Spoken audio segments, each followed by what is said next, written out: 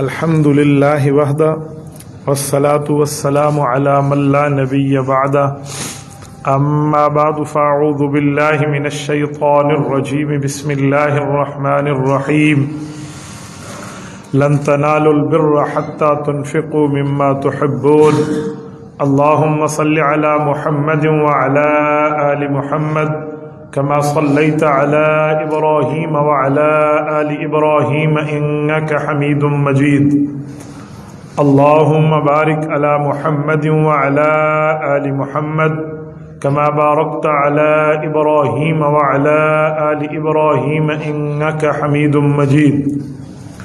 معزز دوستو، آج 29 دسمبر 2023 کا آخری جمعۃ المبارک ہے.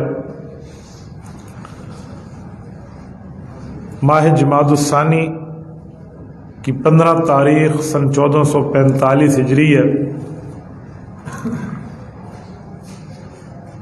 میرے معزز دوستو، اللہ تعالیٰ نے انسان کو دنیا میں آزمائش کے لیے بھیجا ہے. آزمائش کا مطلب یہ نہیں ہے کہ رب العزت تکلیف میں ڈالنا چاہتے ہیں، بلکہ آزمائش کا مطلب ہوتا ہے کہ جس کی آزمائش کی جا رہی ہے اس کو رتبوں سے اور درجوں سے نوازا جائے. رب کریم نے دنیا میں ہمیں آزمائش بطور امتحان کے بھیجا ہے. اگر کوئی یہ سمجھتا ہے کہ آزمائش کا مطلب بندے کو تکلیف میں ڈالنا ہے تو یہ غلط ہے. اس کی مثال یہ ہے کہ جس طرح طالب العلم محنت کرتا ہے اور امتحان کی تیاری کرتا ہے لیکن اسے امتحان کے سوالات بتائے نہیں جاتے. اگر اسے امتحان کے سوالات بتا دیے جائیں تو اس کو چیٹنگ دنیا کی ہر قوم کہتی ہے، اس کو نقل کہتی ہے، اس کو کرپشن اور دھاندلی کا نام دیا جاتا ہے. سوال کے کمرے میں جا کر پتہ چلے تو پھر بندہ جواب دے دے تو اسے کامیاب کہا جاتا ہے. تو دنیا بھی دارالامتحان ہے، یہ ایگزامینیشن ہال ہے ہمارا. ہم نے یہاں دنیا میں وہ کام کرنے ہیں جو نصاب ہمیں اللہ کے رسول نے دیا ہے. اس کے مطابق اگر صحیح کام ہم نے کر لیا تو ہمارا رزلٹ آخرت میں ہے. تو جو دنیا دارالامتحان ہے، اس سے یہ اخذ نہ کیا جائے کہ انسان کو تکلیف میں ڈالا گیا ہے، بلکہ یہاں کے امتحان میں کامیابیوں کے بعد آخرت میں سب سے بڑے رتبے اس انسان کو ملیں گے جو اللہ کے یہاں کامیاب ہوگا. اور کامیابی کا معیار کیا ہے؟ قرآن کریم نے کامیابی کا معیار یہ ذکر فرمایا کہ فمن زحزح عن النار وادخل الجنۃ فقد فاز. کامیاب وہ ہے جو جہنم کی آگ سے بچ گیا اور جنت میں داخل ہو گیا. اللہ تعالیٰ کی نظر میں وہ شخص کامیاب ہے. اب اس کامیابی کے حصول کا معنی کہ ہم نے دنیا میں وہ کام کرنے ہیں جس سے ہمارا اللہ خوش ہو جائے. دیکھیں، ایک فرشتے ہیں، فرشتوں کا ایمان یہ نہیں ہے کہ ان کے ایمان میں کوئی نیکی کریں گے تو اضافہ ہو جائے گا، ان کے ایمان کی روشنی اگر گناہ ہوگا تو کم ہو جائے گی. ایسا نہیں ہے. ان کے نیکی اور گناہ کا مسئلہ ہے ہی نہیں. ان کا ایمان ایک جگہ موجود ہے. اس ایمان کی روشنی شروع سے لے کر آخر تک اتنی ہے. لیکن انسان کو، آپ کو اور ہمیں جو اللہ تعالیٰ نے ایمان دیا ہے، اس کی روشنی کم بھی ہو جاتی ہے، اس کی روشنی میں اضافہ بھی ہو جاتا ہے. روشنی کم ہونے کا مطلب جس وقت بندہ کوئی نافرمانی کا کام کرتا ہے تو روشنی کم ہو جاتی ہے، اور بندہ فرما برداری کا کام کرتا ہے تو روشنی زیادہ ہو جاتی ہے. تو جتنی زیادہ روشنی لے کر انسان جائے گا اتنی زیادہ آخرت میں اس کو رتبے نوازے جائیں گے. دنیا کی زندگی چند روزہ ہے، یہاں چند وقتوں کے لیے ہم ہیں، ہم ہمیشہ کے لیے نہیں ہیں. لیکن آخرت کی زندگی ہمیشہ کے لیے ہے. آخرت کی زندگی ہمیشہ کی بنیاد پہ ہے. ایسا کچھ نہیں ہے کہ ہم دنیا کی زندگی کو سب کچھ سمجھ جائیں. جو بندہ دنیا کی زندگی کو سب کچھ سمجھے گا وَمَا لَهُ فِي الْآخِرَةِ مِنْ خَلَاقٍ، قرآن کہتے ہیں اس کا آخرت میں کوئی حصہ نہیں ہے. آپ اور ہم دنیا کے لیے نہیں آئے، آپ اور ہم آخرت کے لیے آئے ہیں. کفار کی سوئی آج تک یہاں اٹکی ہوئی ہے. وہ سمجھتے ہیں کہ دنیا میں انسان اپنی مرضی کے مطابق زندگی گزارے. کیوں ہم اپنی خواہشات کو ختم کر دیں؟ کیوں ہم اپنی چاہتوں کے اوپر چھری پھیر لیں؟ کیوں انہوں کا عقیدہ ہی یہی نہیں ہے کہ ہم آنے سے پہلے کہاں تھے اور ہم جانے کے بعد کہاں ہوں گے. مسلمان کا نظریہ یہ نہیں ہے. مسلمان کا نظریہ یہ ہے کہ ہم آنے سے پہلے عالم ارواح میں تھے، پھر عالم دنیا میں آئے ہیں، اور یہاں سے نکل کے ہم نے قبر کے پیٹ میں جا کر آخرت میں پہنچنا ہے.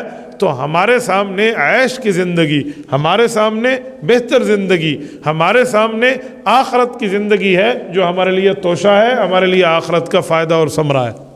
میں ایک جملہ سمجھانے کے لیے آپ کی خدمت میں کہتا ہوں، دنیا کی زندگی ہمیشہ کی زندگی نہیں ہے. دیکھیں آپ اور ہم روزانہ دیکھتے ہیں کتنے بندوں کے جنازے جا رہے ہیں. بندہ فوت ہو گیا ہے، بندے نے دنیا چھوڑ دی ہے. تو اگر یہ ہمیشہ کی زندگی ہوتی تو پھر بندے کو موت نہ آتی. ہمیشہ کی زندگی وہ ہے جس میں موت نہیں ہے، اور وہ آخرت کی زندگی ہے. وہ کہتے ہیں آخرت میں موت کو ایک بکرے کی شکل میں لایا جائے گا. جہنمی جہنم میں ہوں گے جو کفار ہیں، مشرکین ہیں، اور جنتی جنت میں ہوں گے، تو ان کے سامنے موت کو لا کے ذبح کر دیا جائے گا. کہتے ہیں اس وقت موت ہوتی تو لوگوں کے دل پھٹ جاتے کہ اچھا یہ آخرت کی زندگی اتنی لمبی ہے، اس میں کوئی ختم نہیں ہے، کوئی انتہا نہیں ہے. تو اصل زندگی وہ ہے، دنیا کی نہیں ہے. دنیا کی زندگی چند روزہ ہے.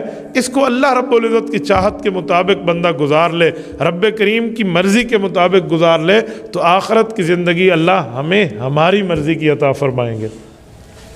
میں ایک جملہ آپ کی خدمت میں سمجھانے کے طور پہ کہتا ہوں. اگر ہم یہ کہیں کہ ہم دنیا میں اپنے اختیار سے زندگی گزاریں، تو دنیا میں ہمارا اختیار ہمارے اوپر نہیں چلتا تو زندگی گزارنے پہ کیسے چلے گا؟ دیکھیں آپ اور ہم کب پیدا ہوں، یہ آپ کی اور میری سلیکشن نہیں ہے. ہم نے کب پیدا ہونا ہے اس میں ہمارا اختیار نہیں ہے. ہم نے کون سا رنگ لے کر ماں کے پیٹ سے آنا ہے، یہ اس میں ہمارا اختیار نہیں ہے. ہماری آنکھوں کی سرخی ہے، آنکھوں کی سرمائی ہے، آنکھوں کی بینائی کیسے ہے، ہمارے اختیار میں نہیں ہے. ہمارے ناک، کان، زبان، ہونٹ کی بناوٹ ہمارے اختیار میں نہیں ہے. ہمارا قد اونچا، ہمارا قد بڑا، یہ ہمارے اختیار میں نہیں ہے. اللہ تعالیٰ نے جیسے چاہا ہم اس پر راضی رہے. اللہ نے جیسے آنکھ دی ہے، جیسے کان دی ہے، جیسے زبان دی ہے، جیسے ناک دی ہے. ہر بندہ، دنیا کا بندہ یہ سمجھتا ہے کہ میں سب سے زیادہ بہتر اور اچھا نظر آتا ہوں. تو جب اللہ کی اس تقسیم پہ راضی ہیں تو زندگی کیسے گزاریں؟ اس تقسیم پہ بندہ راضی ہو جائے نا. یا تو ہمارا کوئی اختیار ہو. ہمارا کوئی اختیار نہیں. کچھ اختیار ہمیں دیا گیا ہے اور وہ بھی محدود ہے. اور اس محدود اختیار میں بھی بندہ اگر تکبر میں آئے تو پھر اپنی زندگی کو برباد کر بیٹھے گا. حضرت علی المرتضیٰ رضی اللہ تعالیٰ عنہ سے ایک شخص نے سوال کیا نا کہ ہم اپنے اختیار سے سب کچھ کرتے ہیں، آپ کیوں کہتے ہیں اس میں اللہ کا اختیار چلتا ہے؟ تو حضرت علی المرتضیٰ رضی اللہ کئی جواب دے سکتے تھے. حضرت علی نے لمبی بات نہیں کی، شارٹ ہینڈ میں اسے سمجھایا. اسے کہا بھائی آپ کے پاس اختیار ہے؟ وہ کہنے لگا مجھے، میرے پاس تو اختیار ہے، میں چاہوں تو بائیں نہ دیکھوں، میں ادھر منہ کر کے بیٹھا رہوں، اور چاہوں تو دائیں دیکھوں، میں بائیں نہ دیکھوں، میں ادھر منہ کر کے بیٹھا رہوں. اس طرح مختلف مثالیں اس نے دی. تو حضرت علی نے کہا واہ یار، مجھے تو پہلی دفعہ بندہ ملا جو قابل اختیار ہے اور وہ بھی اللہ کے مقابلے میں. تو وہ بڑا خوش ہوا کہ میری بات مانی جا رہی ہے. فرمایا اگر آپ اٹھ جائیں تو مجھے ایک سوال کا جواب ملے. وہ کھڑا ہوا، فرمانے لگے کہ ایک پاؤں اٹھاؤ. اس نے پاؤں اٹھا کر اوپر کیا اور کہنے لگے آپ تو با اختیار ہے نا بھائی، یہ پاؤں آپ کی اپنی جگہ ایسے اٹھا ہی رہے، اس دوران آپ ذرا دوسرا پاؤں اٹھا لیں. تو اس سے دوسرا پاؤں نہ اٹھ سکا. تو انہوں نے کہا کیوں بھائی، آپ ایک پاؤں یہاں روک کے دوسرا پاؤں اٹھا کے دکھائے نا. تو اس نے کہا جی مجھے جواب مل گیا ہے، جو آپ سمجھانا چاہتے تھے وہ عملی طور پہ پریکٹیکل آپ نے مجھے سمجھا دیا ہے کہ انسان کے ہاتھ میں کتنا اختیار ہے. بھائیو، نہ ہمارے اختیار میں ہمارے والدین ہیں. یعنی میری مرضی نہیں ہے کہ میرا یہ ابا بنے وہ ابا نہ بنے، میری یہ اماں بنے وہ اماں نہ بنے. میرا اختیار نہیں ہے، اور میری مرضی نہیں ہے یہ میری بہن بنے، یہ میرا بھائی بنے. یہ بھی اللہ رب العزت کی طرف سے ہے. میری مرضی نہیں ہے میں اپنی کون سی قوم بنا لوں. کوئی کہے میں سادات میں پیدا ہوں، کوئی کہے نہیں میں فلاں کاسٹ میں پیدا ہوں. یہ ہماری کوئی مرضی نہیں ہے، یہ سب کچھ اللہ رب العزت کی تقسیم ہے. تو ادھر ہمیں یہ خیال کیوں نہیں آتا کہ ہم اپنی مرضی کا پلاٹ لگا لیں، اپنی مرضی کی قوم والا بچہ پیدا کریں؟ ایسا کچھ بھی نہیں ہے. نہ اسے دنیا حلالی مانے گی، نہ آدھی دنیا حرامی مانے گی. ہم کیا کریں گے؟ کہاں سے پلاٹ لے کے مرغیوں کی چوزوں کی طرح بچے پیدا کرتے پھریں گے؟ تو ہمارا اختیار نہیں ہے. جب زندگی لانے میں ہمارا اختیار نہیں ہے تو زندگی کے بعد ہمارا اختیار نہیں ہے تو زندگی کے دوران بھی اس اللہ کے اختیار کو مان لیں جس کے سب اختیارات ہم نے مانے. تو ایسی زندگی بندہ گزارے تو اس پر کوئی ایشو نہیں ہے. اور پھر شریعت کوئی چیزیں سمجھاتی ہے, جہاں شریعت چیزیں سمجھائے وہاں عقل نہ چلائیں. اگر ہم عقل چلائیں گے تو یہ بات غلط ہے. آپ کہیں گے کیسے؟ دیکھو شریعت خالق کی بنی ہوئی ہے, عقل مخلوق ہے. خالق کہتے ہیں بنانے والا, اور مخلوق کہتے ہیں جو چیز بنے. تو جو بنانے والے کا معاملہ ہے نا وہ بننے والے سے بہت زیادہ ہے.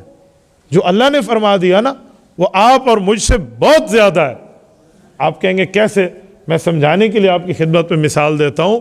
اللہ نے جو فرشتوں کو زمین میں انسان بنا کے نہیں بھیجا کیونکہ ان کے ہاں محسوسیت کا کوئی معاملہ نہیں ہے, ہمارے ہاں ہے. میں مثال دیتا ہوں, کسی کی خوشی دیکھ کر ہمیں خوشی ہوگی, کسی کا غم دیکھ کر ہم دکھ میں آ جائیں گے, تو اسے کہتے ہیں درد دل. علامہ اقبال رحمۃ اللہ نے اپنے ایک شعر میں ہمیں یہی سمجھایا کہ درد دل کے واسطے پیدا کیا انسان کو, ورنہ اطاعت کے لیے کچھ کم نہ تھی کروبیاں.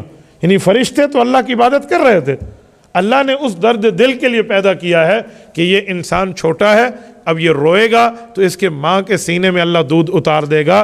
یہ روئے گا تو اس کے باپ کو محنت کرنے کی غیرت آئے گی کہ دیکھو میرا بچہ ہے, میری اولاد ہے, میری بچیاں ہیں, مجھے کچھ ہاتھ پاؤں مارنے چاہیے تاکہ میں ان کے کمانے کا کوئی ذریعہ بنوں. تو اس ترتیب پہ چلے گا. پھر جب یہ بڑا ہوگا پھر اس کی ذمہ داریاں ہیں, پھر اس کا آگے معاملہ ہے. تو یہ جو ہمارے اندر درد دل ایک رکھا گیا ہے اس کے اندر پھر آزمایا جائے گا کہ دیکھیں جب میں نے کما لیا ہے, اور کمایا بھی اللہ رب العزت کے حکم اور اللہ کی دی ہوئی توفیق سے ہے, اب میں اللہ کے نام پہ کتنا دیتا ہوں, اپنا وقت کتنا دیتا ہوں, اپنی جان کتنی لگاتا ہوں, اپنا مال کتنا دیتا ہوں, اور اپنی اولاد کو اللہ کے لیے کتنا استعمال کرتا ہوں. اب یہ چیز آزمائش کی ہے, یہ چیز امتحان کی ہے, یہی چیز پوچھا جائے گا کہ بندے کا اب اس جگہ پہ کیا معاملہ ہے. بعض اوقات انسان سمجھتا ہے کہ کمایا ہوا مال میرا ہے, ایسا کچھ بھی نہیں ہے. جس تاجر کے پاس کوئی گاہک آیا ہے تو اس گاہک کے دل کے اندر جو آنے کی توفیق ڈالی ہے وہ بھی تو اللہ نے ڈالی ہے. یا میرے کوئی پراپرٹی کا کام ہے اور میں کوئی اپنے پلاٹس بیچ رہا ہوں, دوسرے کا اس وقت نہیں بکا, میرا پلاٹ بک گیا ہے, تو جو لے گیا ہے اس میں میرے عقل نہیں چلا, میری اللہ کا کرم چلا. آپ اور ہم اگر یہ سمجھتے ہیں نا کہ ہم مال کماتے ہیں یا عزت کماتے ہیں یا اپنے لیے کوئی نام کماتے ہیں اپنے عقل کی وجہ سے, ایسا نہیں ہے. میں سمجھانے کے لیے ایک مثال دیتا ہوں, توجہ رکھنا. اگر عقل کی بنیاد پہ رزق ملتا, عقل کی بنیاد پہ بندے کو رزق ملتا تو جانور بھوک سے مر چکے ہوتے. آج دنیا میں نہ کوئی بھینس زندہ ہوتی, نہ کوئی گائے زندہ ہوتی, نہ کوئی بکری زندہ ہوتی, نہ کوئی پرندہ زندہ ہوتا, نہ کوئی چرندہ زندہ ہوتا, وہ مر جاتے. عقل ان کے پاس کہاں ہے؟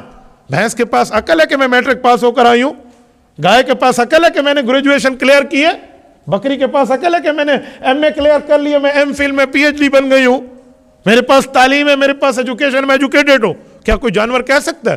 تو ان کو تو ہم سے زیادہ چارہ مل رہا ہے, ان کو تو ہم سے زیادہ کھانے کی چیز مل رہی ہے. ایک وقت میں جتنا بھینس کھاتی ہے انسان 3 دن میں اتنا نہ کھائے. تو پھر عقل کی بنیاد پہ تو رزق نہیں ہے, عقل کی بنیاد پہ کمانا نہیں ہے, یہ تو اللہ کی تقدیر پہ. تو جو ہم کما رہے ہیں یہ بھی اللہ کی دی ہوئی نعمت ہے. اسے قرآن کہتے ہیں من فضل اللہ, یہ اللہ کا فضل ہے جو تمہارے پاس آیا. ورنہ انسان تو بہت بے صبرا ہے. بنی اسرائیل کے وقت کا ایک واقعہ میں نے پڑھا کہ ایک شخص تھا, اس نے بڑی عبادت کی, غالباً اس کو خواب میں دکھلایا گیا. پرانے امتوں کی بات ہے, ہمارے نبی علیہ السلام کی حدیث کی بات نہیں ہے, میں اسرائیلی بات پڑھ رہا ہوں.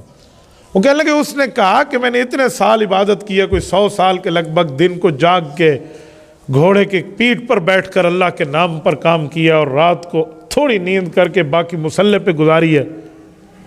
اور فرشتے مجھے قیامت میں اٹھنے کے بعد کہیں کہ تو بھی اللہ کے فضل سے جنت جا, تو میری عبادت کہاں گئی؟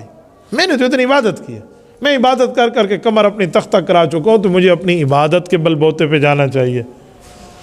وہ کہتے ہیں جب وہ رب کے دربار میں پیش ہوا تو اسے یوں دکھایا گیا کہ رب العزت نے فرشتوں کو فرمایا کہ میرے اس بندے کو جس نے ہماری عبادت کی ہے اس کو ذرا جہنم کا وزٹ کرا دو, دورہ کرا دو, ذرا دیکھ کر آئے کہ جہنم ہے کیا. کہتے ہیں اس کو جہنم کے قریب لے جایا گیا تو 500 سال کی مسافت پہ تھی ابھی جہنم, لیکن وہاں کی گرمی, وہاں کی حرارت, وہاں کی شدت نے اسے اتنا متاثر کیا کہ اسے تکلیف ہونا شروع ہوئی, اور اس تکلیف میں سے پیاس لگی. اب قریب لے جایا جا رہا ہے, لے جایا جا رہا ہے, اور پیاس بڑھ رہی ہے. تو اس دوران وہ دائیں بائیں دیکھے، اسے کوئی پانی کا قطرے نظر نہ آئے، گویا ایک چٹیل میدان بن رہا ہے۔ تو جس وقت اس کی کیفیت یہ ہوئی کہ بس اب میں مرتا ہوں، میرے پاس کچھ بھی نہیں ہے، تو پھر اس کو ایک گھوڑ سوار نظر آیا جس کے ہاتھ میں پانی کا بڑا بہترین قسم کا ایک گلاس ہے، ٹھنڈے پانی کا، وہ جا رہا ہے۔ تو اس نے سے کہا بھائی پانی کا گلاس تو دے دے۔ اس نے کہا جی تیرے پاس وہ قیمت نہیں ہے جو میں ڈیمانڈ کر رہا ہوں۔ انہوں نے کہا کیا قیمت ہے؟ تو جتنی اس نے عبادت کی تھی نا، اس نے وہی جواب دیا کہ میرے پاس 100 سال کی عبادت چاہیے، ٹھیک ہے تب میں یہ دوں گا۔ تو کہتے ہیں تب اس نے کہا کہ میرے پاس تو ہے، میں مرتا ہوں کیا کروں؟ اس نے دے دیا، پانی پی لیا۔ تو کہتے ہیں رب العزت نے اسے فرمایا آ جاؤ، یہ آیا تو فرمایا اب کس کے وجہ سے جنت جائے گا؟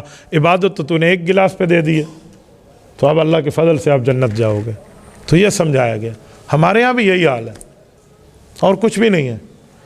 ایک بادشاہ نے اپنے بارے میں مثال دی تھی کہ لوگ کہتے ہیں میں سلطنت کا مالک ہوں، تو اس نے پانی کا گلاس اٹھایا، انہوں نے کہا پانی کا پورا گلاس ہے، یہ میں پی جاؤں، اگر مجھے کہیں پیاس لگے اور پانی نہ ملے تو میں آدھی سلطنت دے دوں گا کہ مجھے پانی دے دو، تو آدھی سلطنت کے بدلے مجھے ایک گلاس ملے گا، میں پانی پی لوں گا۔ اور جب پانی میرے پیٹ میں چلا جائے اور وہ پانی باہر نہ نکلے پیشاب کی صورت میں، تو پھر آدھی سلطنت اور بھی دے دوں گا کہ کسی حساب سے میرے پیٹ سے نکال دیا جائے۔ تو اس نے کہا میری پوری سلطنت تو ایک گلاس پانی کے اوپر ٹھہری ہے، آدھے پینے کے اوپر آدھے نکالنے کے اوپر، نہ پینا ہماری اپنی ترتیب پہ ہے، نہ نکالنا اپنی ترتیب پہ۔ تو اس میں بھی تو اللہ کا فضل ہے، ہمیں اس پر سوچ نہیں آتی۔ ایک شخص نے حضرت عمر رضی اللہ عنہ سے کہا تھا نا کہ وہ بندہ آنکھوں سے اندھا تھا، جو ایک روڈ کے کنارے اس زمانے میں ایک سڑک پہ پڑا ہوا تھا، کانوں سے وہ بہرا ہے، زبان سے وہ گونگا ہے، ہاتھ پاؤں اس کے کام نہیں کرتے، اسے گھسیٹ کے اس کے ساتھی لے کر جا رہے ہیں اور وہ بیچارہ بھیک مانگ رہا ہے۔ تو حضرت عمر سے اس بارے میں سوال ہوا کہ اس سے بھی کوئی اللہ کی نعمت کے بارے میں سوال ہوگا؟ یہ بندہ ہے جس کے اوپر بظاہر تو کوئی نعمت نہیں نظر آ رہی، نہ آنکھوں سے دیکھ رہا ہے، نہ کان سے سن رہا ہے، نہ زبان سے بول رہا ہے، اور نہ اس کے ہاتھ پاؤں کی نعمت ہے۔ تو حضرت عمر نے فرمایا کہ اگر اسے پیشاب پخانہ ٹھیک آتا ہے اور تکلیف سے نہیں ہوتا تو وہ بھی اس کے اوپر اللہ کی ایک نعمت ہے کہ اللہ نے اسے اس تکلیف سے بچایا ہوا ہے۔ اب ہمارا دماغ کہاں جائے گا؟ جہاں ان کا دماغ گیا۔ تو اسے کہتے ہیں اللہ کی تقدیر پہ راضی ہونا۔ تو ہم اگر اللہ کی تقدیر پہ راضی ہو جائیں، کیونکہ رب خالق ہے، ہم مخلوق ہے، مخلوق کا مجال کا معاملہ نہیں ہے کہ وہ خالق کے دماغ کا ادراک کر لے۔ جہاں آپ کی اور میری عقل کی حدیں ختم ہوتی ہیں، وہیں سے اللہ کی ربوبیت کی حد شروع ہوتی ہے، تو وہاں سے ابتدا ہے۔ ہمیں اس معاملے کا پتہ ہی کوئی نہیں ہے، تو ہم کس بنیاد پر وہ بات کر سکتے؟ قرآن کریم میں رب نے فرمایا نا کہ جنت اتنی بڑی ہے جتنی آسمان اور زمین ہے۔ حالانکہ دیکھیں نا، جنت زمین آسمان سے بھی بڑی ہے، تو اللہ نے زمین آسمان کی مثال کیوں دی ہے؟ وہ ہمارے عقل کے مطابق دی ہے کہ ہمارے سامنے سب سے بڑی چیز ہے یہی یونیورسل کی اسکائی اور یہی آسمان ہے۔ ہمارے دماغ کے مطابق یہ آسمان سب سے بڑا ہے، لیکن جنت تو کئی آسمانوں سے بھی بڑی ہے۔ یہ جو فرمایا گیا ہے کہ ایک چھوٹے سے چھوٹے نیکوکار کو جو جنتی کو جنت دی جائے گی، وہ دنیا کی تمام سلطنتوں سے بڑھ کے 7 گنا بڑی جنت ہوگی۔ تو ایک جنتی کی اتنی بڑی جنت ہے، تو جس میں باقی جنتی بھی ہیں، اولیاء بھی ہیں، انبیاء بھی ہیں، اصفیاء بھی ہیں، فقہاء بھی ہیں، اصحاب بھی ہیں، اہل بیت بھی ہیں، اور نبیوں کا معاملہ، اتنی ان کی جنتیں کتنی بڑی ہوں گی؟ تو جنتیں بہت بڑی ہیں، لیکن اللہ نے آسمان کی مثال دی ہماری عقل کے مطابق ہے کہ ان نے دیکھا صرف آسمان ہے، تو ان کو اتنا ہی سمجھا دیا جائے کہ آسمان جتنی بڑی ہے۔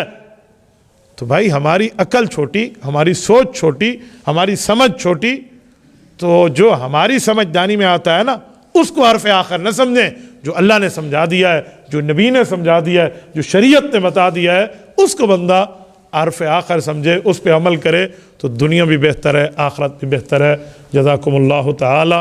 اقول قولی ھذا واستغفر اللہ وآخر دعوانا ان الحمد للہ رب العالمین۔